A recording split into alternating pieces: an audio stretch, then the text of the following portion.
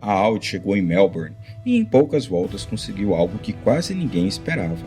No primeiro fim de semana da nova era da Fórmula 1, o projeto alemão já começou a levantar suspeitas dentro do paddock.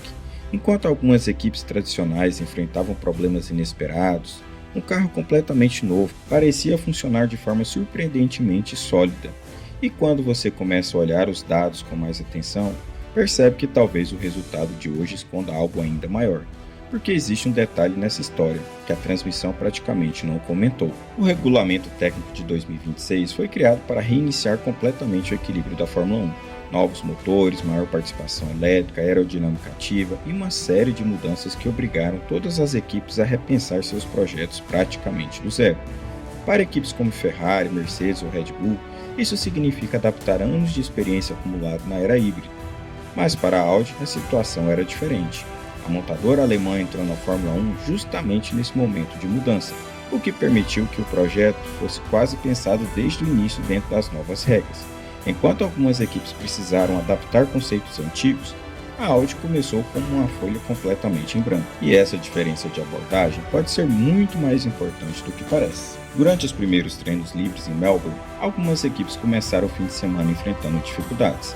A McLaren, por exemplo, teve problemas de confiabilidade logo nas primeiras sessões.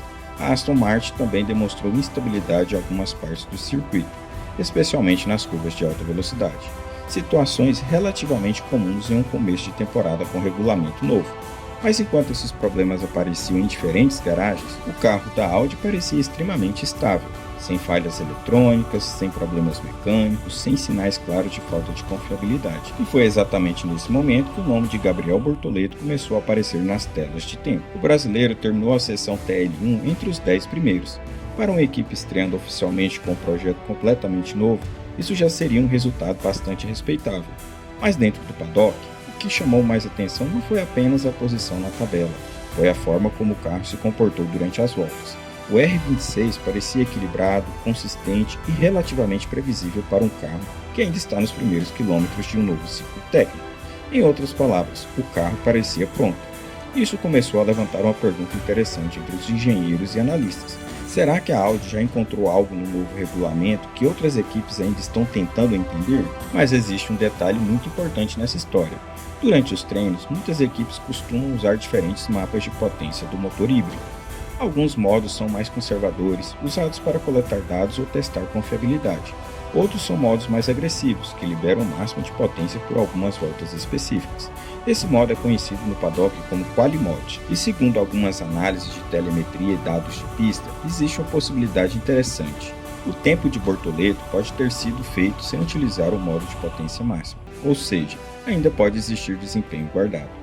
Se isso for confirmado na classificação, a situação muda completamente de figura, porque significaria que o potencial real do carro ainda não apareceu totalmente.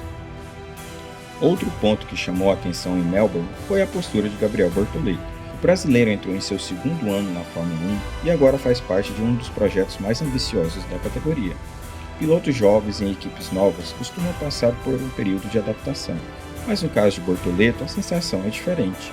O brasileiro parece confortável dentro do carro, contribuindo com feedbacks técnicos e ajudando a equipe a desenvolver o projeto. Em alguns momentos do treino, ele chegou inclusive a superar o tempo do companheiro de equipe Nico Hülkenberg, um piloto conhecido pela consistência e pela experiência dentro da Fórmula 1. Esse tipo de comparação interna sempre chama atenção dentro das equipes. Se a Audi realmente começar a temporada com um carro competitivo, isso pode mudar bastante o equilíbrio da categoria. Historicamente, equipes novas costumam levar anos até se tornarem competitivas, mas no contexto de 2026 é completamente diferente. O novo regulamento criou uma oportunidade rara, uma espécie de reinício técnico, onde todos os projetos estão aprendendo ao mesmo tempo. E nesse cenário, uma equipe que conseguiu preparar bem seu projeto desde o início pode ganhar uma vantagem inesperada.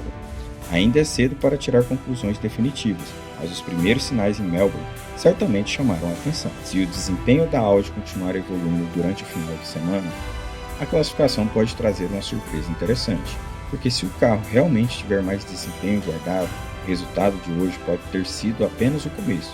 E aí fica a pergunta: a Audi realmente encontrou algo no regulamento de 2026 ou estamos apenas vendo um bom começo de temporada? Deixe sua opinião aqui nos comentários.